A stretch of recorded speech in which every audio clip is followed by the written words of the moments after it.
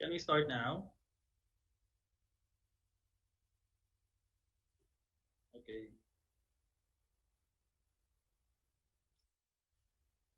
Hi, good morning, everyone. Good morning. A rainy morning to everyone. Good morning. Magandang umaga Hi, sa good ating morning, lahat. sir. So welcome Good po sa morning. Hi, good morning. Good morning, everyone. It's a very chilly morning where I am right now.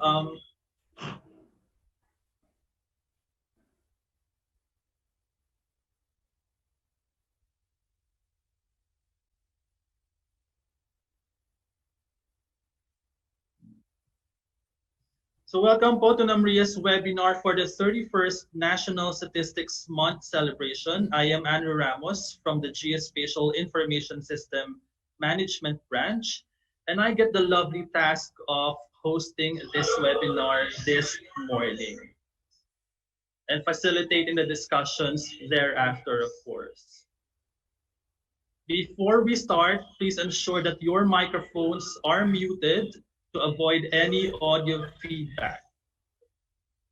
We will also be allocating ample time for your questions and answers.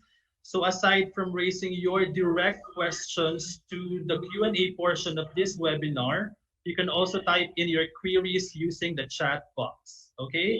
So I will be monitoring the chat boxes we have on Zoom and also on YouTube. At this point, I would like to turn over to the Director of the Geospatial Information System Management Branch of NAMRIA, Director John Santiago Fabig, for the opening remarks. Boss John, over to you.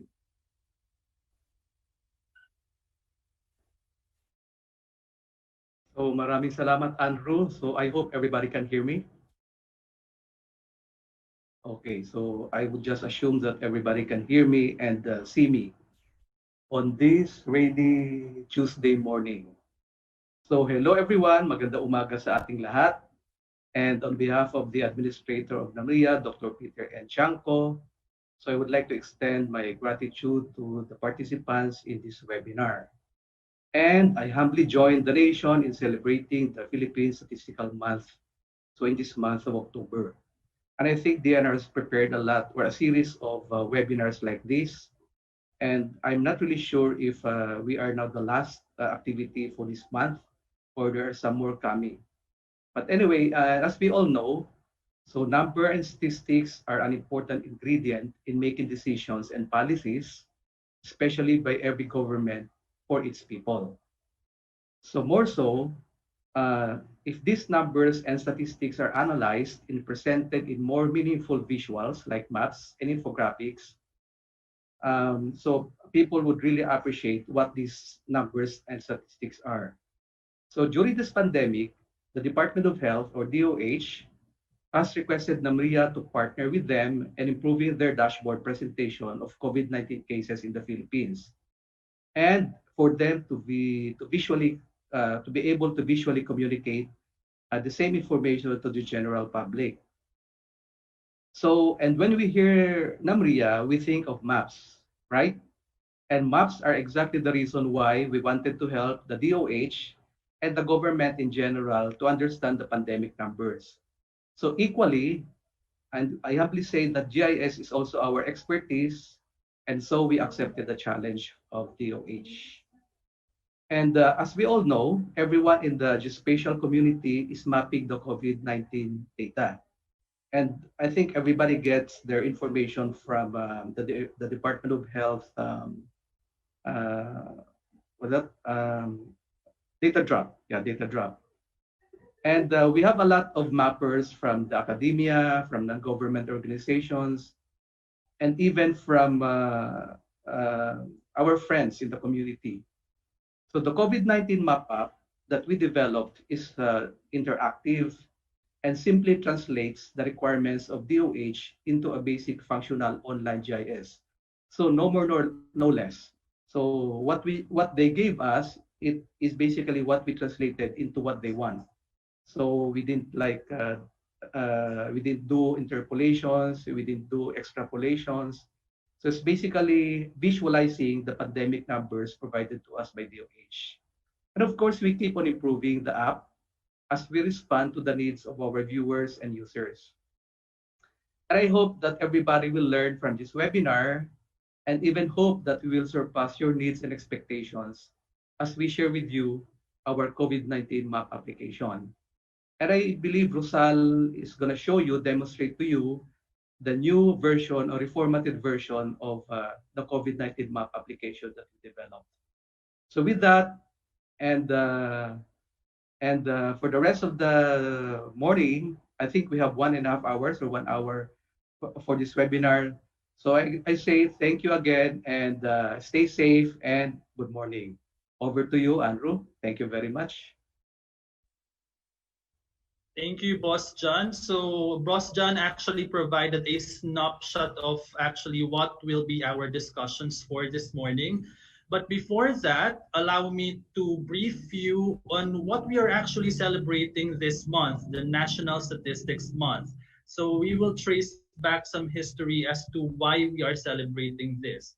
So the National Statistics Month was first observed actually in 1990 pursuant to Presidential Proclamation number 647, signed by then the President Corazon C. Aquino on September 20th, 1990, declaring October of every year as the National Statistics Month. So the National Statistics Month celebration aims to promote and enhance and of course instill awareness and appreciation on the importance and value of statistics to the different sectors of the society. It also elicits the cooperation and support of the general public in upgrading the quality and standards of statistics in the country. So this year's National Statistics Month, the 31st for that matter, carries with it the theme Bridging Digital Gaps, Making Information Available to All. The theme anchors on the availability of information for all in digital and computer technologies, adopting faster and better delivery of timely and quality statistics for sound policies and programs that are produced through effective innovations.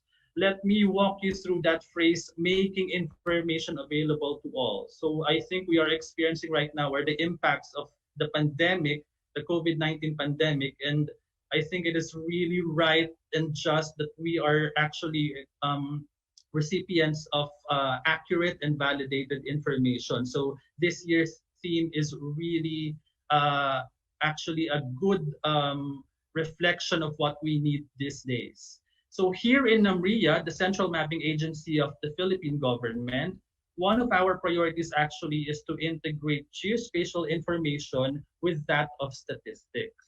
And the agency actually already has a number of initiatives on this end. And we are very fortunate enough that one of those initiatives will be presented this morning as what Boss John, our director, has mentioned a while ago. The COVID Map app will be presented this morning. So our resource speaker is Ms. Rosal Dolanas. So some information or introduction for Ms. Rosal. Ms. Rosal Dolanas holds a master's degree in Information Science and Earth Observation from the ITC in University of Twente in Amsterdam, Netherlands. She is currently working as an Information Systems Analyst from the Geospatial Database Management Division of NAMRIA. So if you are ready, Ms. Rosal, I can now turn over to you.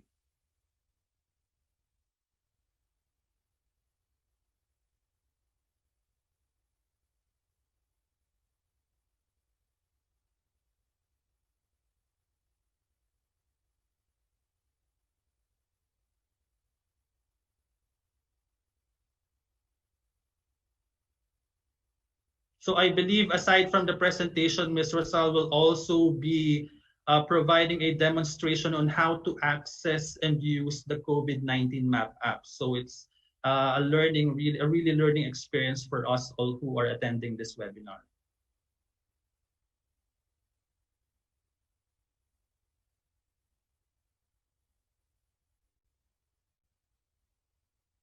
So whenever you're ready, Ms. Rosal. Good morning, everyone. It's a rainy day, so it's conducive for sleeping. Hopefully, you will not sleep on my presentation. Okay. So, I'm going to show you the initiative of NAMRIA, which is called the COVID Map app, which is actually tracking and visualizing pandemic numbers in the Philippines.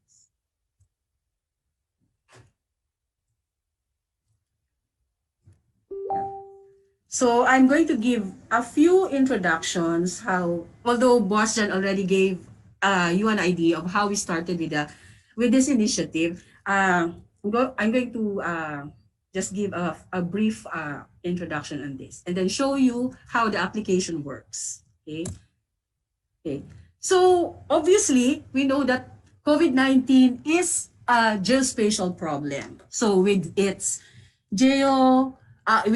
spatial temporal characteristics. So knowing that its spread is uh, influenced by the mobility of individuals, therefore it's associated to location over time. Okay. So at the very start, okay, what we wanted to do is to provide an insight on how we can present COVID-19 in geospatial format. Okay. So statistics on geospatial information on COVID-19 is all over the web. So we wanted to give a fresh vantage on how COVID-19 spreads across the country. Okay. So we need to engage with DOH. So it is fortunate that NAMRIA has a long-standing relationship with DOH. So we were able to uh, collaborate with them easily.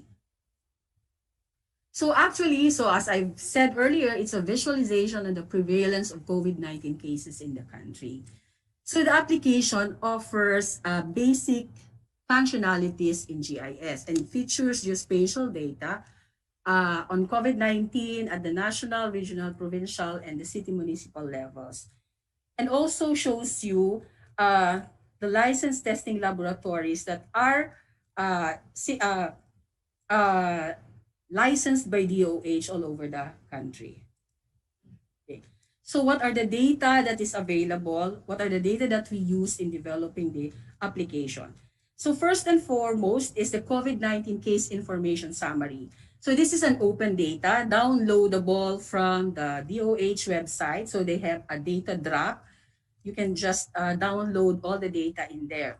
Okay.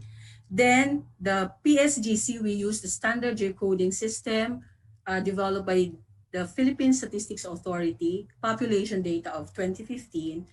And then we adopted the administrative boundary provided by the Office of Civil Defense. And of course, the topographic maps of NAMRIA. Okay, so integrating data, geospatial data and statistics, which are actually relatively in the format of Excel. So we just used PSGC coding. So initially, we were thinking that PSGC is known by by all those working on the data on COVID-19. So at the initial onset, parang we had to provide itself the coding because they were relying on the nominal identification of provinces, regions, and municipalities, which is uh, not enough for us to merge geospatial information and statistics. Why? Because there are similar naming conventions, especially across municipalities. So you will not be able to, it will be difficult to identify uh, where cities and municipalities belonging to which province or which region. Okay. So that's the beauty of PSGC. So it is good that in the next succeeding data provided by the OH, they were able to adopt already the PSGC code. So for now, it's already stable. They can handle PSGC, translate already the nominal names of regions, provinces, and municipalities into its PSGC code. Okay, so now I'd like to show you the application.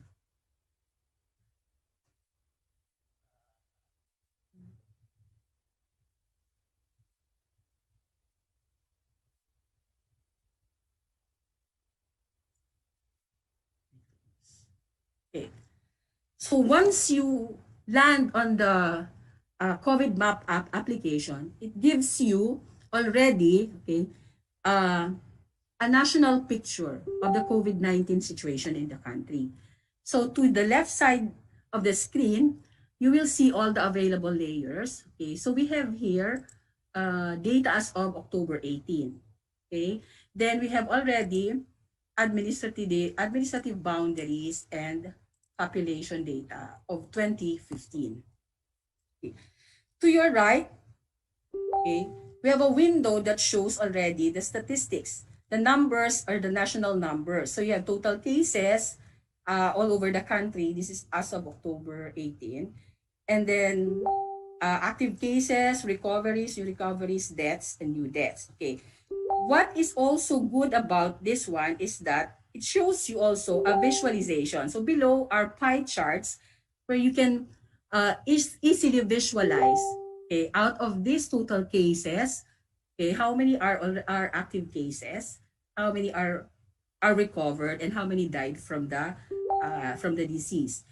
And then also an indication of how many cases are male and how many are female. So obviously, more male cases than there are more male cases than female cases. And then down here, you will see view graph and view details. Okay, so let's go first to view details. So view details, if you click the view details, okay, it will now show you a sex disaggregated statistics of the national case. So you have a total cases, you will see the number of male or female, active cases, you will see also the number of male and female, down to, so showing also the health status, how many are asymptomatic and mild, severe, critical, okay? How many are admitted to facilities, how many are not admitted. And then the age disaggregation of the COVID-19 cases, okay?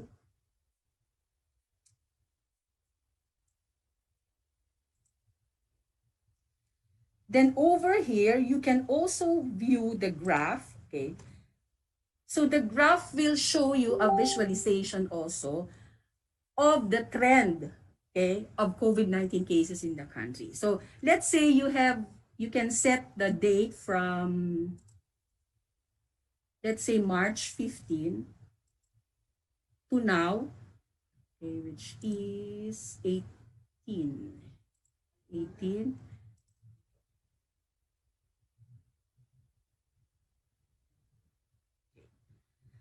So shows you the graph of the national trend. Okay. So it shows you also similarly, parang yung what is displayed before is shown in graphs in this window. Okay, so over here, if you want to hover over a specific date, so you can just choose, move, or choose the date that you want to see. Okay, and then it will zoom over, okay? It will go into the details of that specific date that you specify, okay? So then you can go back to the original, okay? So let's say if you want to see this this trend, because obviously you will see here there are drops, okay? There are obvious drops in the cases. So if you might want to go into the details, then you can just hover over those dates and see, okay, what happened in here. So these were our obvious cases of, so green is, let's say, total recoveries. So on July 29, obviously there is an increase of total recoveries to July 31. So ito yung maybe sinasabi ng DOH that after 14 days, okay, all those asymptomatic cases are already considered as recovered. So probably yan yung mga times na nag-increase abruptly yung mga recoveries. Okay. So you can also view repatriates cases. So ito naman ngayon yung trend of prevalence of COVID-19 among our returning OFWs. Okay. So similar to the national case, you can also hover over specific dates, select specific dates, and view the details over those dates. Okay.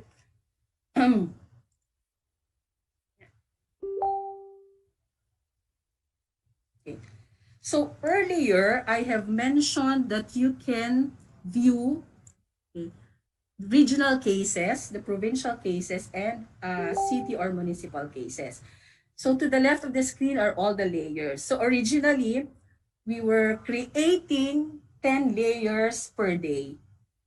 Okay, just to come up with a map of this of COVID-19. So now we have improved the system. So we have reduced it already to, let's say, three layers plus the testing laboratories. So let's say if you want to see the regional cases, then you can just click on the regional case and then click on a pie to give you the details. Okay. So ito din yung mga, okay. So these are all the details for a particular region. So let's say NCR, you have all the details down here, down to the, okay, under classification or age classification. Okay. Then you can also view, okay, yung boundaries. So the boundaries, you can also view the boundaries. Or if you want to have, let's say, a view of the population of the area, so you can also click on the population layer. So let's click on regional population. Okay. Okay, just like in any other GIS software, you can move layers up and down for it to be viewable. So let's say I will move population data down. So I will just click on the arrow down, or if you have to move up, you can move arrow up. Okay. Then we still move down. Okay. So now we can see all the layers. So if you are interested in only one region, so let's say you can zoom on the map. Wow.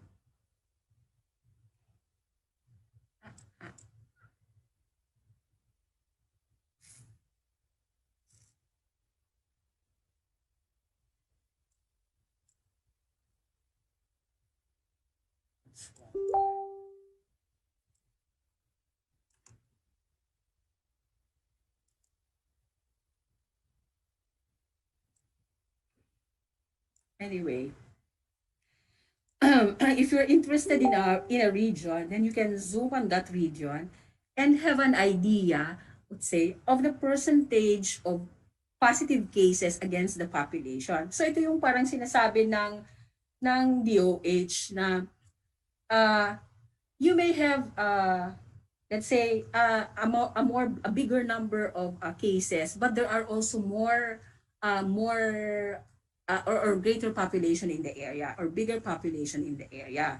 So kung let's say what they are looking at right now is yung number of cases as against already yung the population, so that they will be able to know kung ano yung mga dapat na intervention. So parang ilo-localize nila. So they're looking at now I think at the municipal level.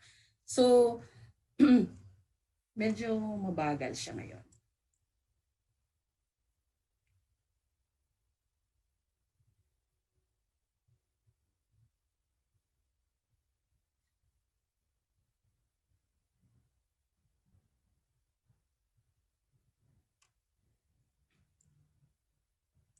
Okay.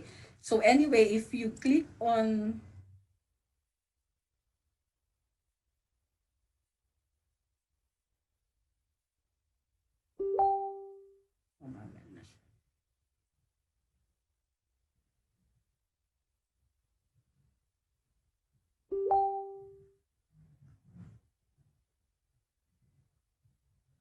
Hindi ko alam ang problema kung ano. Okay, so if you look at this one, that's the regional boundary, Rosal. oo. This one is the regional boundary. Medyo, ewan ko kung anong problema ngayon ng server. Baka nakatulog din yung server.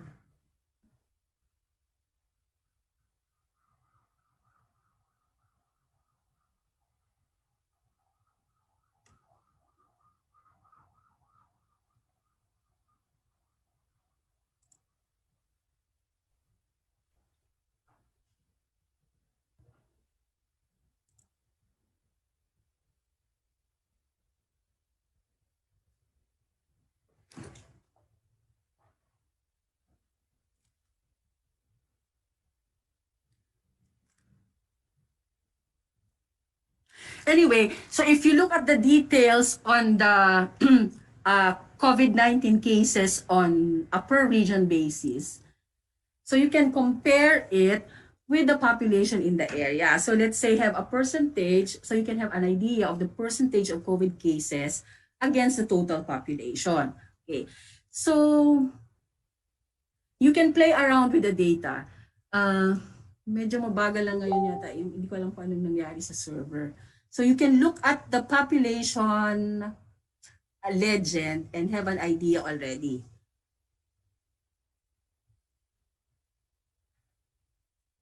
Okay. So let's try again.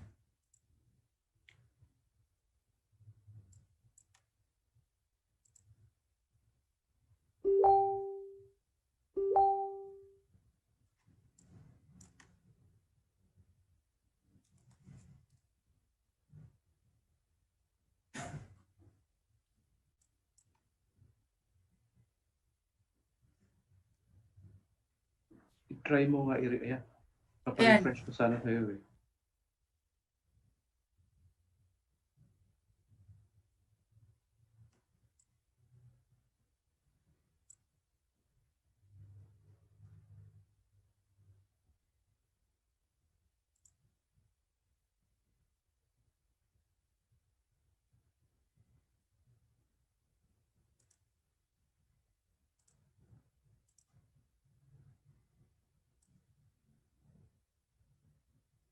Hindi ko alam bakit siya.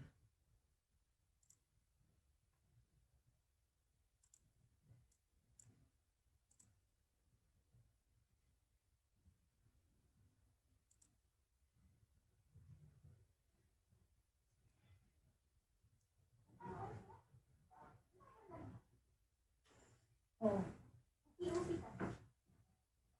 Bumagal na naman eh. Ha? Mag-POC ulit?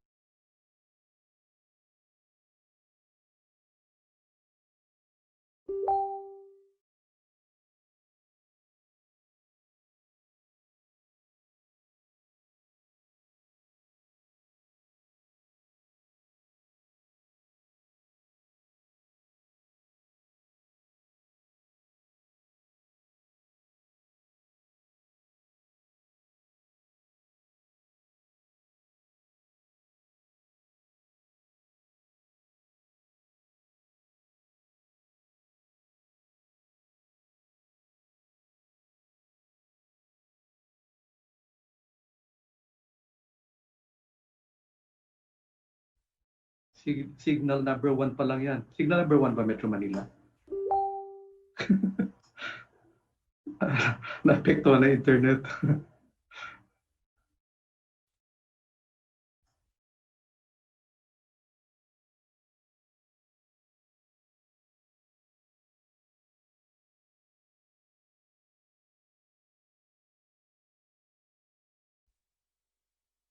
So while we're waiting for Ms. Rosal, I think, yeah, okay. So you can already post some questions on the chat box if you have some things that you would like to clarify or some things that you would like to share to the group, okay? So just type in your queries to the chat box at this time. Thank you.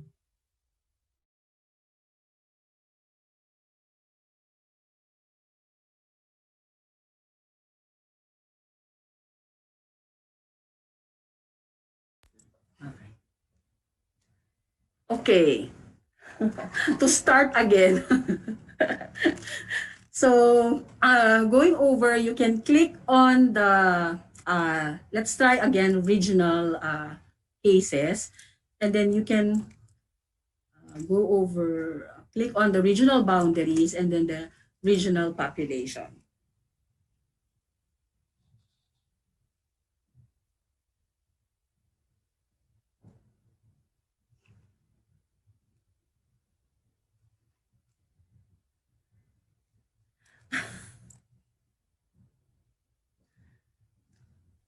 You can possibly remove boundaries muna. Just focus on the population and the cases. I mean boundaries.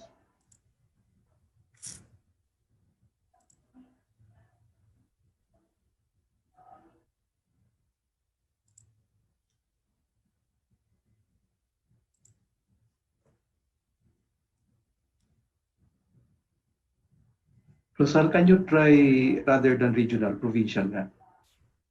Provincial.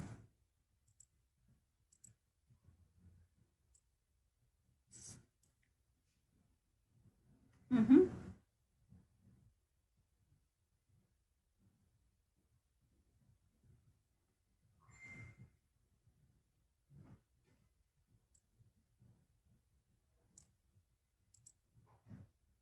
Okay.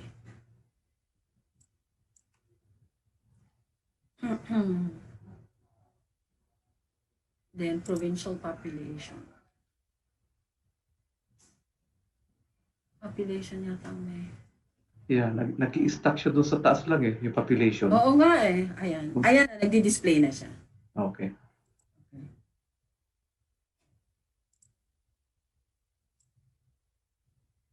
Okay.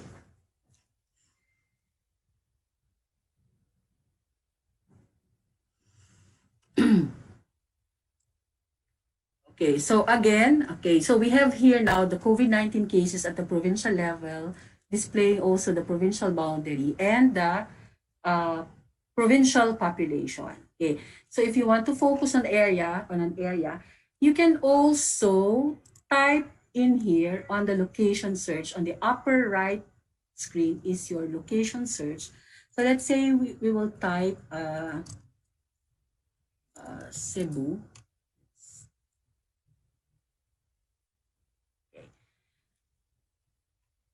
So it will focus on Cebu.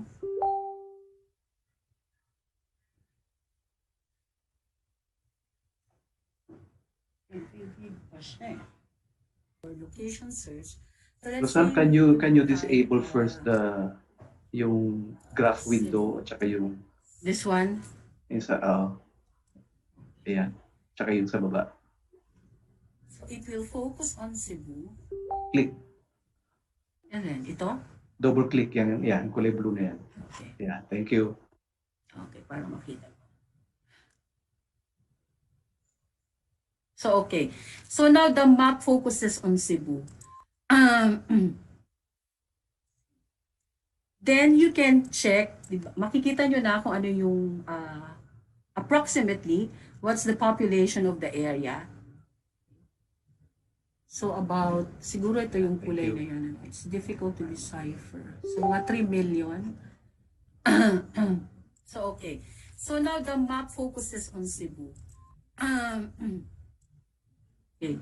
So then if you click on the pie, so you will see that there are, let's say, 21,000 cases, 22,000 cases over, okay, its population, which is about, I think Rosal population 5 also million? clickable. You click on Yes. Cebu. Yes, it's also clickable. Okay. So if you click also on the population,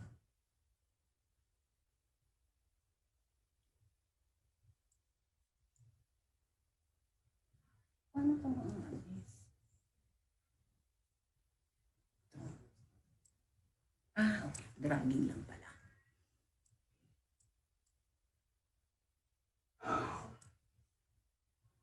That's the boundary that you click.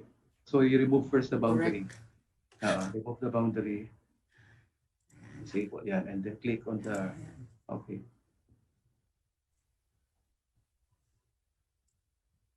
Okay. So you will now see that Cebu has a total population of 4.6 million with cases of around, ano ba yun? 22,000. 22,000 cases. So, kung titingnan natin is the percentage is really still very small. Kaya lang, syempre, these are lives that we are talking about. Okay. So, those are the basic functionalities of the system. So, if you look at the right side of your screen also is you have some buttons here. So, these are also some basic functionalities available here. So, you can switch also base maps. Okay, so if you want to switch base maps, then you can use, so let's say if you want to use OpenStreetMap, then you can switch to OpenStreetMap base map. And then if you want to use other maps, you can just select over at the drop-down list. Okay, and these are all other functionalities, basic GIS functionalities, such as measuring distances, identifying locations, and buffering. Okay, so you can also export your map displayed on the screen. So if you export, it will just create a PNG file of the map displayed on the screen. So let's say if I export this one,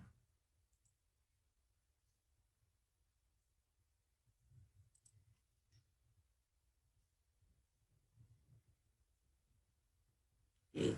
So it comes up with a snapshot of the map displayed on the screen. Okay. So that's it basically. You can play with the application. Okay. So, can you demo filter? Filter. This one?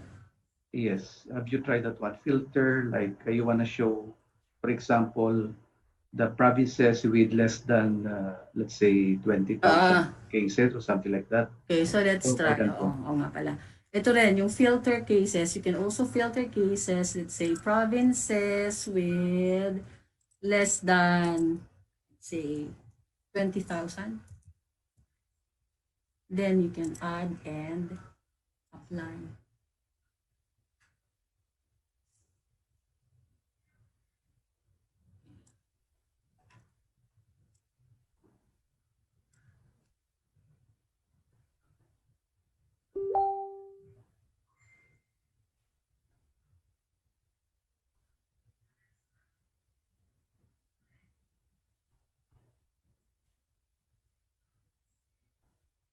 Okay. There's one province, or can you try? It's not done yet. Not done yet.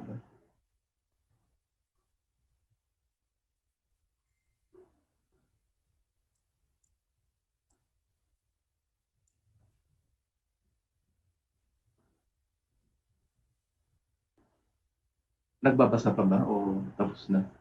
Tapos na siya pero wala pa siyang Yeah, can you try another one? Like, can you try instead of less than, more than 20,000? And then add, the clear, reset Wait, mo muna. i-reset ko muna. Tama, province greater than 20,000. Add, apply.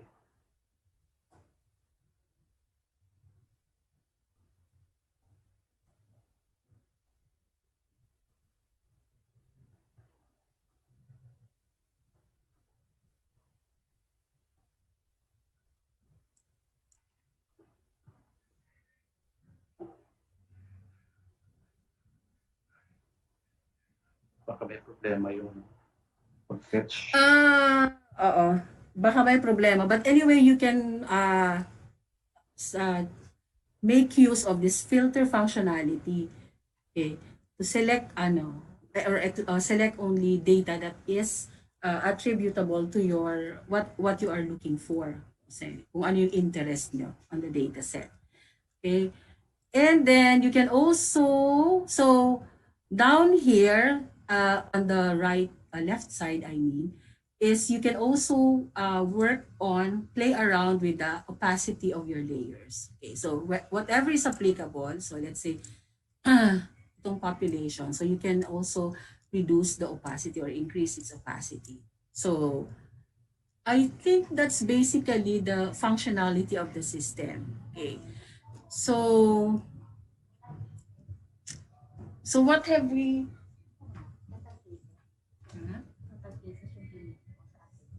attributes? Total cases greater than, let's say, reset ko muna. Total cases greater than, let's say, i-add ko, then i-apply. Yeah, Okay. hindi nga province na may total cases. Mali pala yung attribute ko. Anyway, yun, total cases. Kasi number yung hinahanap natin.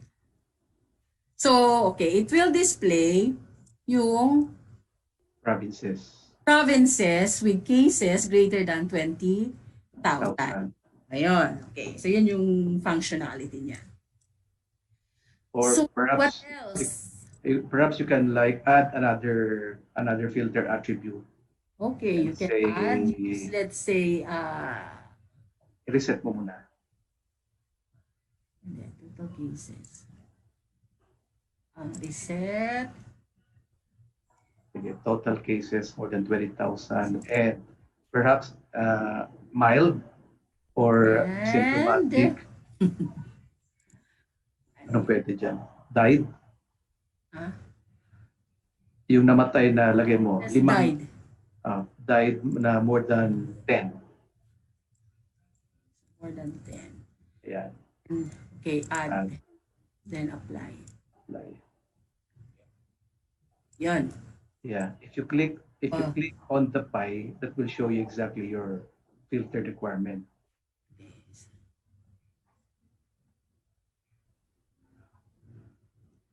So let's say I click on the pie, on this pie. So this one has a total case of 53,000, which is more than 20,000. And then 97 deaths, which is more than 10. Okay. So this is now the result of your filter.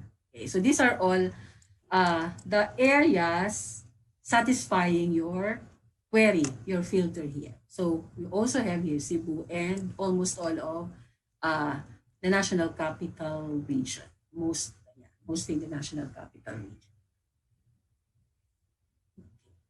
So ano pa ba? Wala na, ano? Ma'am, can we view also yung mga provinces na may mga mababang cases dyan sa filter na yan?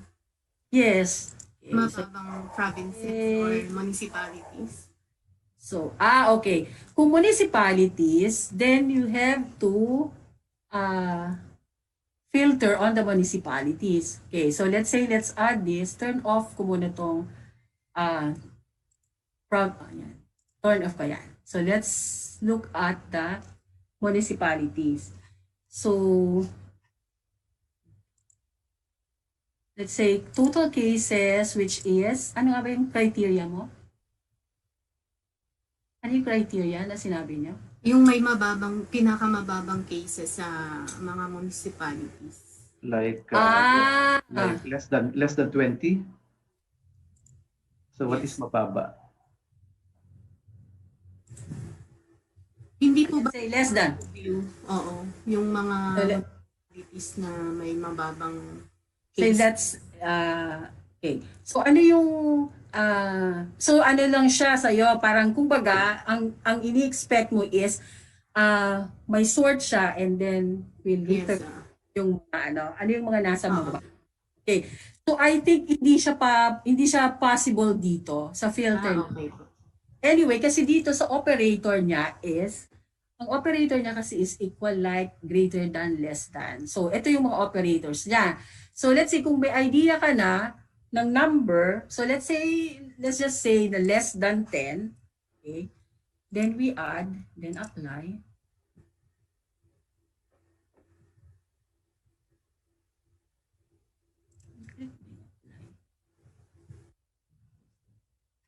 Yeah, I think nag-filter na siya. So ito na yon. Ito na. Yeah, mag-try ka mag-click na isa. So, marami rin siyang ano. Okay, let's click here. This is Lukban.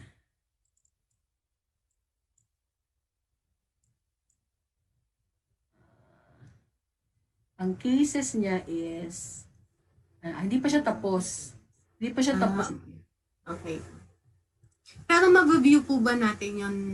May summary of list po ba siya? Pag ganun. Or isa-isa pong i-click? Wala siyang summary ng Okay. Yes. Sige. May message si Andrew. Yes. Nasa Q&A na raw tayo. Are you done with your presentation? Oo nga pala. Anyway. Hindi pa siya tapos eh. Reset mo. Ulitin mo na lang.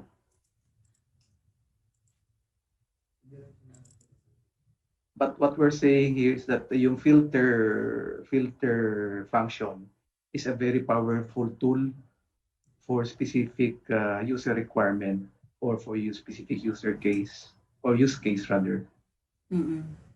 For decision making and perhaps for policy recommendation. Like you want to analyze, for example, LGUs that have very, very small number of cases, and you may have to find out, discover from them how they manage yung COVID cases or yung kanilang implementation ng quarantine protocol and policies in their locality. So something like that. Over to you, Rosan. Okay, so I think may problema talaga yung Okay, so let's just continue with the presentation. So at least may basic idea kayo kung paano gagamitin tong filter na to. So as Boss Jan mentioned, this is a very critical or powerful tool for creating your selections or whatever criteria that you post on the filter. Okay. So I think you can also view metadata. Okay, so over to this layer, over to the layer name, and then you can click on the metadata. So it will display the metadata. So wala lang siya ngayon kasi nag-edit kami ng metadata ngayon. So I think basically yan na yung functionality of the system. So for somebody who is adept or not adept with GIS, kaya na niyang i-manipulate din ito. Except siguro baka itong filter will require some help Pero viewing over, zooming and zooming out, changing base maps. So it's basically very easy to use. Okay, so kung medyo advanced ka na in GIS, then you can also use this filter. Anyway, pwede namang mag-inquire. Okay. Or probably merong mga instructions dito on how to use the filter.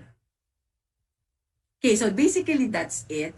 That's the COVID map app that was developed.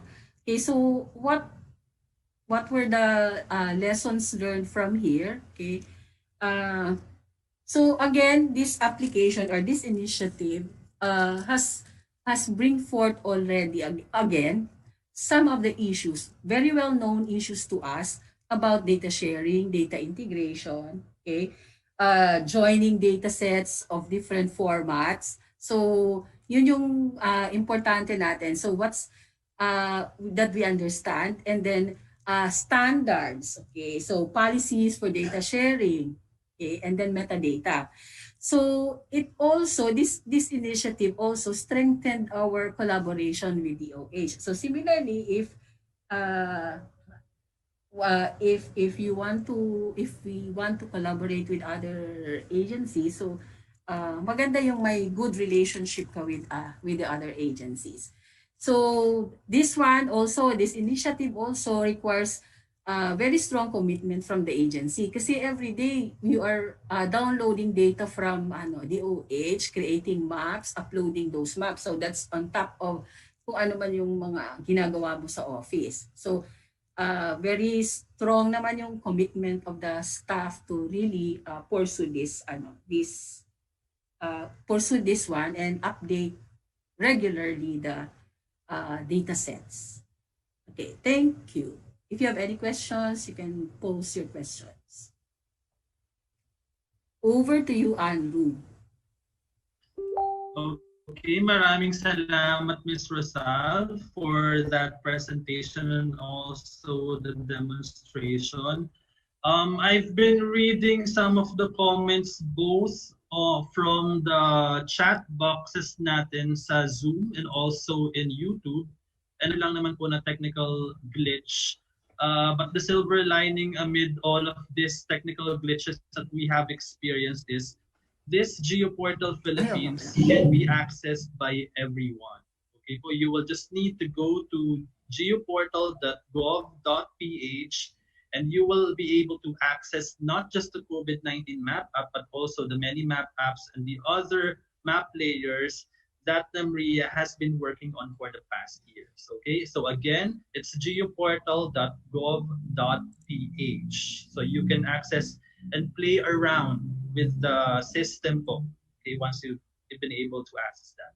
Okay, I will type it into later. So we will go to the question. Okay, so I will type in first a chat box ng Zoom, geoportal.gov.ph. Okay.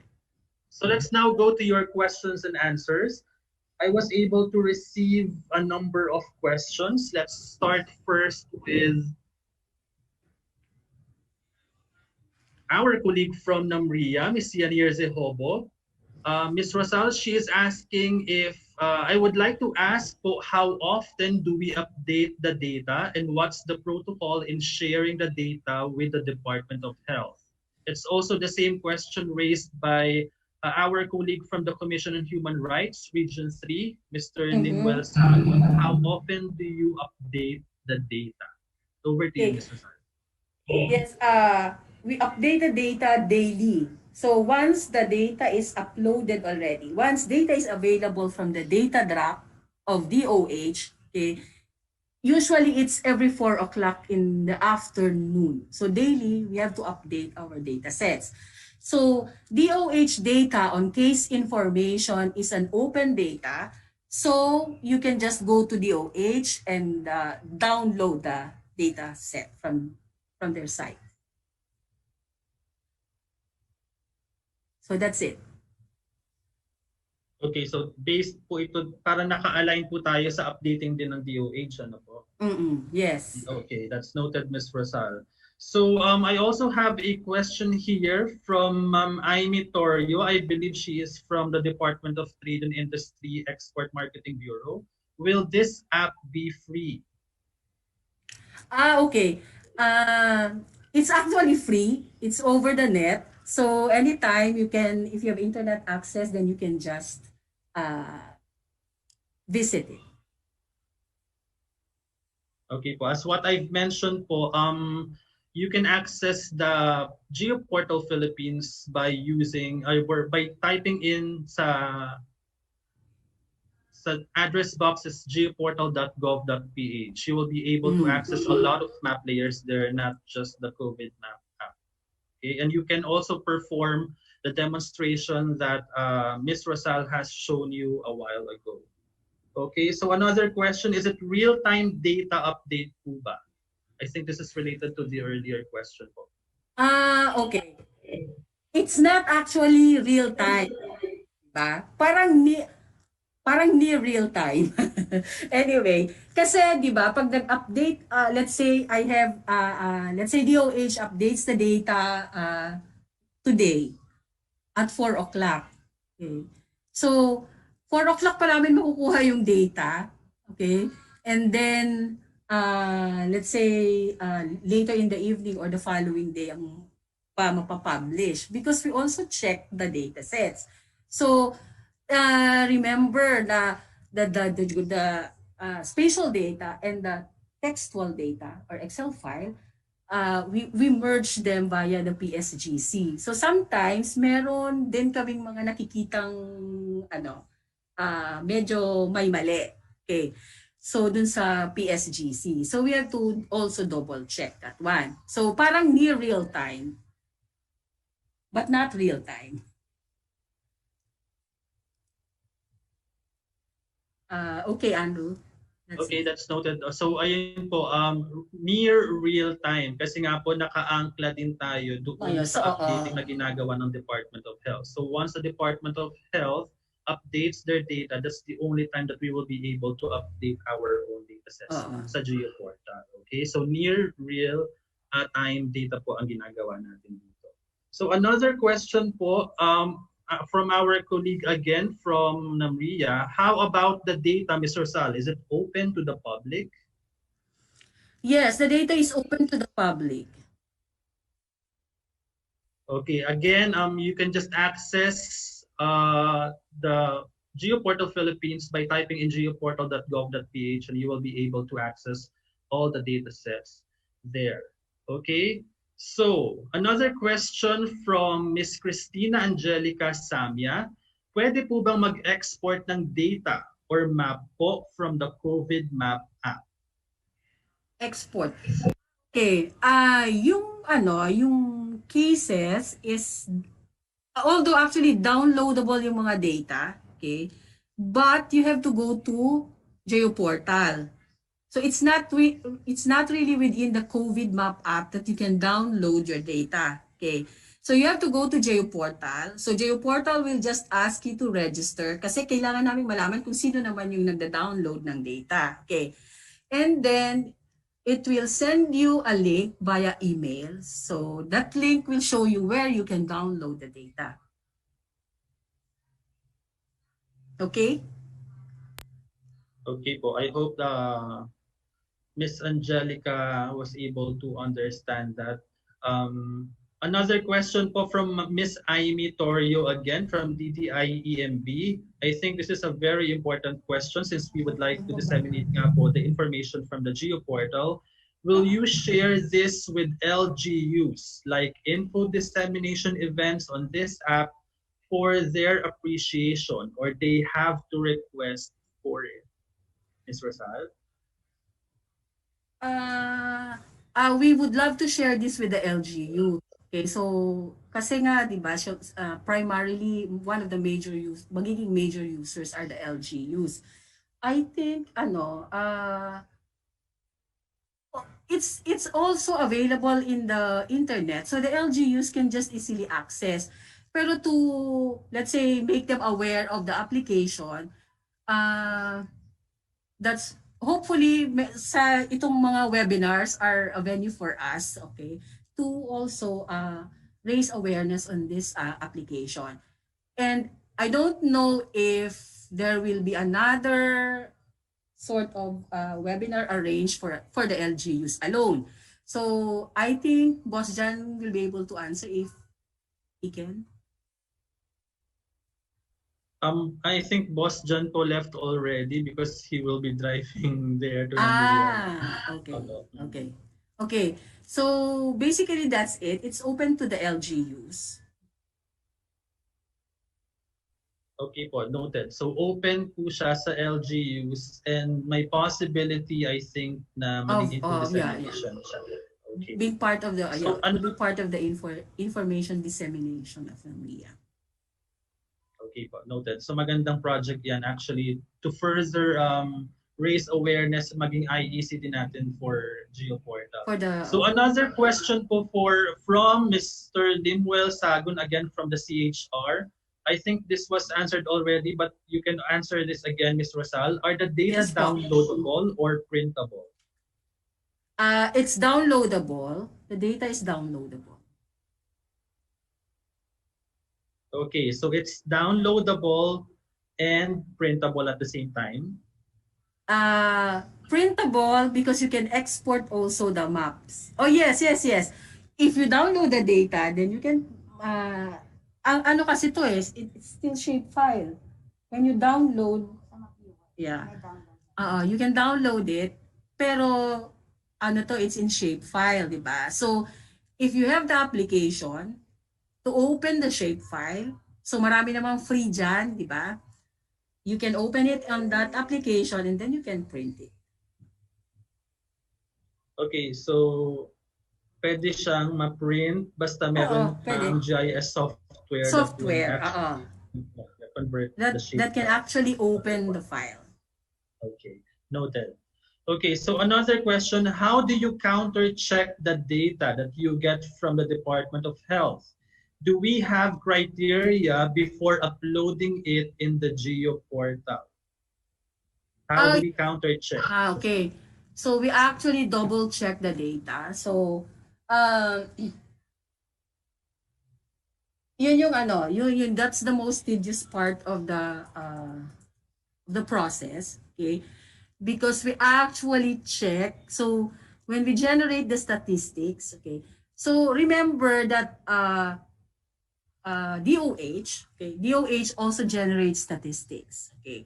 So once we download the data, we generate also the counts. So actually ito sum lang to eh. Sum of all cases per province, per region, per province, per municipality. So DOH also has that data on their website. So what we do is we always counter check with DOH. Okay. So sinisiguro talaga namin that we have the same as much as possible. Sinisiguro namin 'yon. Dalawang dalawang levels of checking din kami dito sa NAMRIA. We make it possible that we are consistent with the data set of DOH. Okay, so I think I don't see any questions anymore from our Zoom. Oh, okay. So clarification lang siguro to our feedback. Aside from having GIS app, is there any way or format that we can download and print the data? So last question na po ito ha. Aside from having GIS app, is there any way or format that we can download and print the data? Only in GIS. Unfortunately, it's only downloadable in GIS format. Which is in shapefile po, Ms. Rosal, no?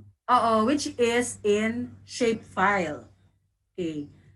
So, maraming mga, may free, may mga open GIS software like QGIS. Okay. So then they can use that to open the file. Free lang yon, you can download it.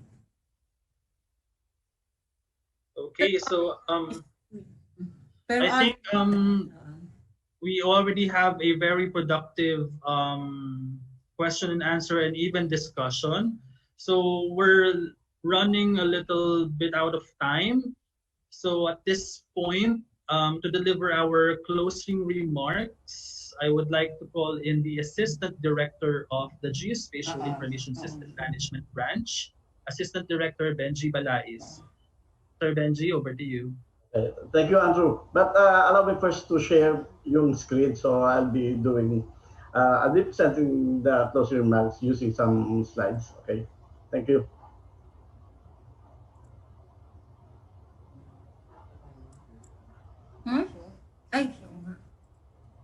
Okay.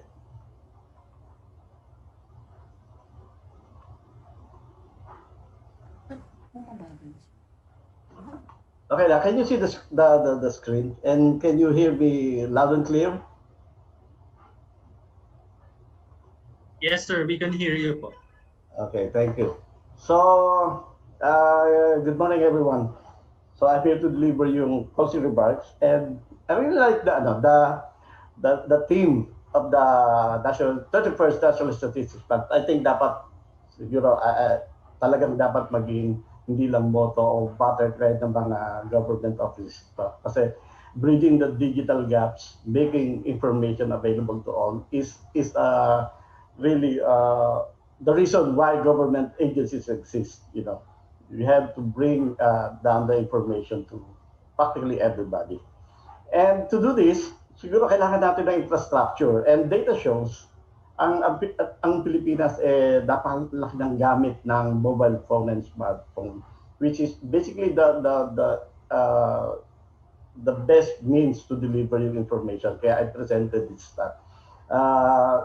Few days ago, I was driving along C5 and I saw a street vendor and an MMDA traffic marshal using their cell phones.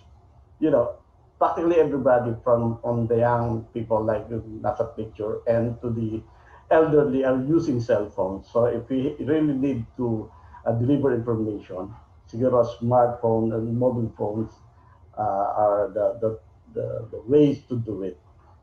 And the good news is, sabi din sa, if you Google the internet, sabi the Philippine internet speed has more than doubled since 2016. So this is a good news. So hindi pa ito, now, yung racking natin siguro medyo mababa pa in terms of internet speed. But the good news is, the government's still working hard to, and together with the private sector, to bring up the internet speed. So I think in the future, magiging ano pa yan, tataas pa yan. So it's a good news to address yung theme for this year.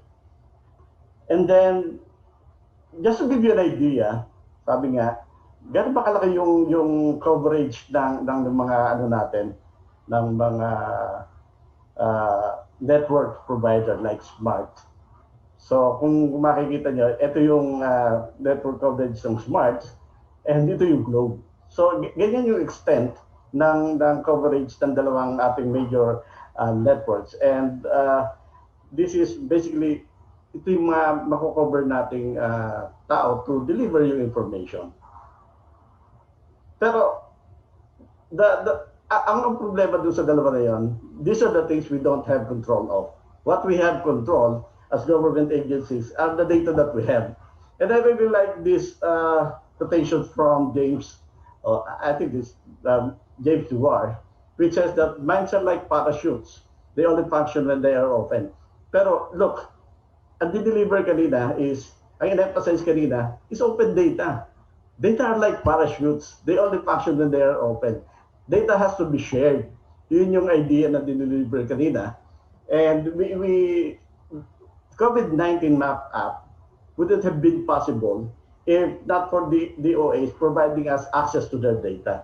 So really, if we're really serious in providing the information to everyone, data should really be open.